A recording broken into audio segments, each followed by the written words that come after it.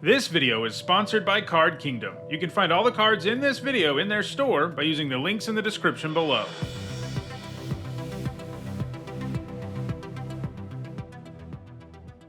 Hi everyone, I'm Nitsa Hone, and it's time for another MTG Top 10, the series where I rank cards based on their historical performance at Magic's highest level of competition. Today we're going to look at spells with the Arcane subtype. This was a subtype introduced in Kamigawa Block. In most ways, an arcane spell is treated the same way as any spell, except that there are payoffs for casting arcane spells throughout the block, the most notable of which is Splice onto Arcane. If you have a card that can splice in your hand and you cast another arcane spell, you can pay the splice cost, and then the spliced card's text gets added to the one on the stack. If you do that with Glacial Ray, for example, that spell now also does 2 damage to any target. Importantly, this doesn't use up Glacial Ray. It gets to stick around in your hand to be spliced again, and you can just cast it normally later too. Overall, Arcane isn't the best design mechanic. Its biggest problem is that it's entirely parasitic. That is, it's something that almost exclusively only works with other Kamigawa Block cards. They chose not to bring this back in our return visit to Kamigawa because the mechanic was, overall, fairly poorly received. Still, despite that very real problem, Arcane spells have performed reasonably well over the years. To be eligible for this list, a card had to have that Arcane subtype. In all, there were 93 cards eligible for this video, and in it we'll look at the 10 that have left the biggest impact on competitive Magic. Before we get started, here's a quick reminder on how I score cards in these videos. A first tier top 8 is worth 2 points, this includes events like Pro Tours, and a second tier top 8 is worth 1 point. This includes events like regional championships. Alright, let's take a look at the top 10 arcane spells in Magic. At number 10, it's Ideas Unbound. For 2 blue mana, this sorcery draws you 3 cards. That's a pretty awesome rate, so you know there's more to it, and there is. You have to discard 3 cards at the end of your turn. Still, even if you don't get to hold on to those cards as long as you want to, this is an inherently powerful card, and one that gets even better when you have some graveyard stuff going on, because when you discard things you wanted in your graveyard anyway, this really just becomes pure upside. That does take a very specific deck though, and for that reason it wasn't played at all in Block or Standard. Extended was the first format where it broke through, and it did so thanks to the Dredge mechanic.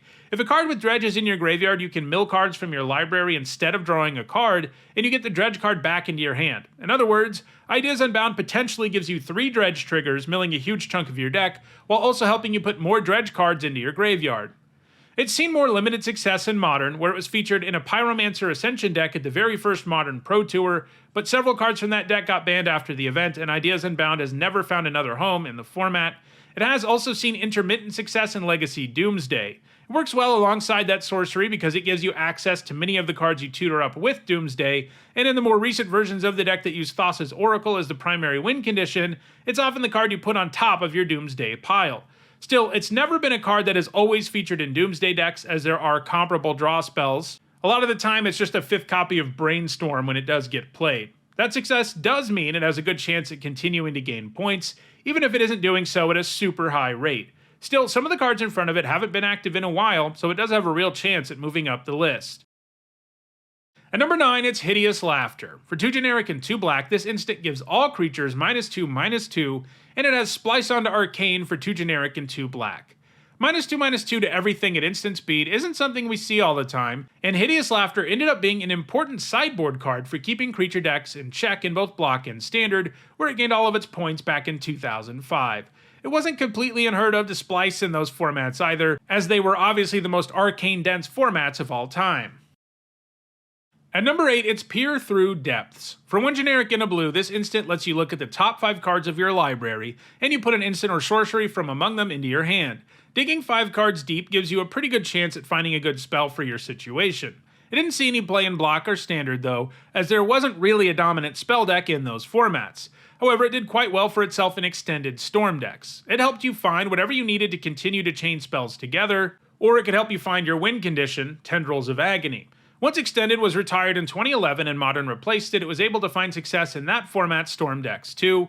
It's also been featured in Pauper Storm, before that deck largely got banned out of the format. It's not impossible for this to see more play in the future, but right now it hasn't gained any points since 2021. At number 7, it's Kodama's Reach. This is perhaps the most well-known arcane spell, since it's a heavily played card in Commander. It's the 10th most heavily played card in the entire format according to EDHREC. But it's found success in 60-card formats too. For 2 generic and a green, this sorcery searches up 2 basic land cards, and you put one on the battlefield and the other into your hand. That's a pretty great ramping and fixing spell. You spend 1 more mana than rampant growth, but you also get an extra card, so it does a good job. It was clear that it was one of the best cards in Kamigawa Block, and it helped enable a lot of ramp strategies there. It was so effective that 7 of the top 8 decks at the Block Pro Tour were packing Kodama's Reach.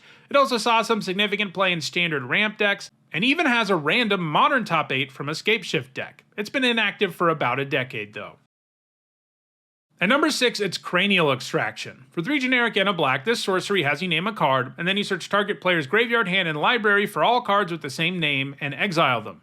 In other words, this is an arcane version of a lobotomy effect. This type of effect isn't very exciting, but we usually get one of them in most standard formats as they tend to do a good job of keeping combo decks in check. It was a common sideboard card in Block Standard and Extended between 2005 and 2010.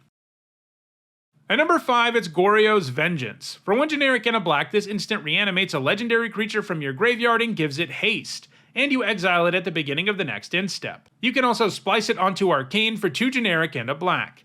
While it can only bring back legendaries, it's also a really cheap way to reanimate a creature, and because you can do it at instant speed, there are some normally hard to reanimate creatures that it can bring back. The most notable of these is Emrakul the Eon's Torn. When it hits your graveyard, its ability is supposed to shuffle it back into your library, but you can respond to that trigger by casting Goros Vengeance, and then thanks to its huge body and Annihilator, 1 swing is usually enough to win the game. Bringing back a Traxa or Gristlebrand is also pretty great because they can reload your hand while they are in play, in addition to getting in for a bunch of damage.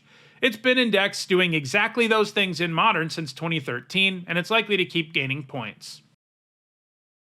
At number 4, it's Desperate Ritual. For 1 generic and a red, this instant is, well, a ritual. That means it gives you a temporary mana boost. In this case, you get 3 red mana. It can also splice onto Arcane for 1 generic and a red. That actually comes up some, because if you have multiple copies of Desperate Ritual, you can splice one onto another, which allows you to net even more mana. Like most ritual effects, it has thrived in Storm decks, including those with Peer Through Depths in them that we talked about earlier, giving you another Arcane card that you could splice this onto. It also has some points in Modern Reanimator, especially those that utilize fellow arcane spell Goros Vengeance, which we just looked at. It's also been played in Goblin Charbelcher decks in Modern and Legacy. The ritual helps you get that important artifact into play as quickly as possible, and it also helps you play very few lands so that a Charbelcher activation can win you the game. Desperate Ritual is likely to keep gaining points in the future. At number 3, it's Sickening Shoal.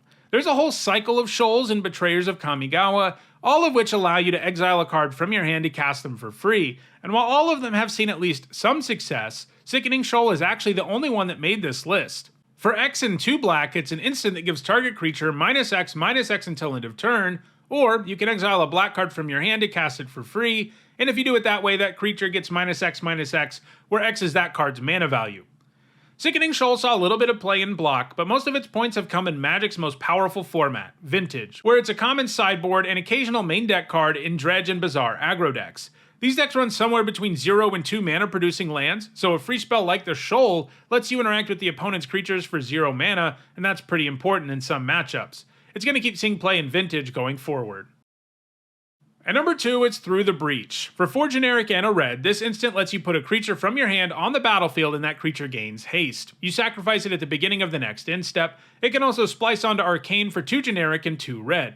Through the Breach has of course seen play in decks looking to cheat big creatures into play, especially in Modern, where it's been played alongside fellow arcane spell Goros Vengeance, and the fact that both of them are capable of splicing onto each other comes up sometimes. As with Goros Vengeance, Modern Breach decks often put Emrakul, Atraxa, or Gristlebrand into play. It's also been played over the years in Primeval Titan decks, since cheating it into play ends up netting you 4 lands, and Through the Breach is also played alongside Sneak Attack sometimes in Legacy. While Breach isn't quite as good as Sneak Attack, it does effectively give you additional copies of a similar effect, and the deck is built around putting big hasty creatures into play, so it works out nicely.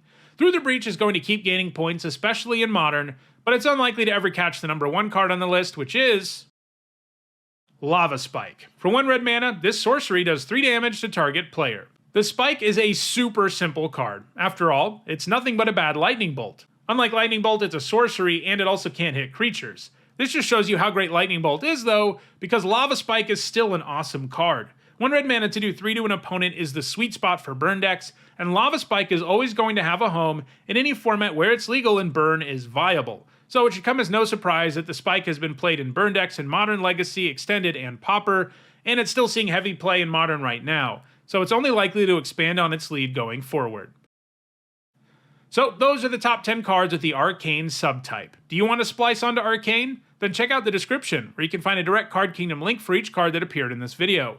If you enjoyed this video, please like it and share it so that others can enjoy it too. If you want to make sure you're caught up on past MTG top 10s, including many more that look at mechanics and card types, you should see a playlist on your screen shortly. And if you want to go the extra mile in supporting me and the channel, you can do that by becoming a channel member or a patron. You can find ways to do those things in the description. Thanks for watching.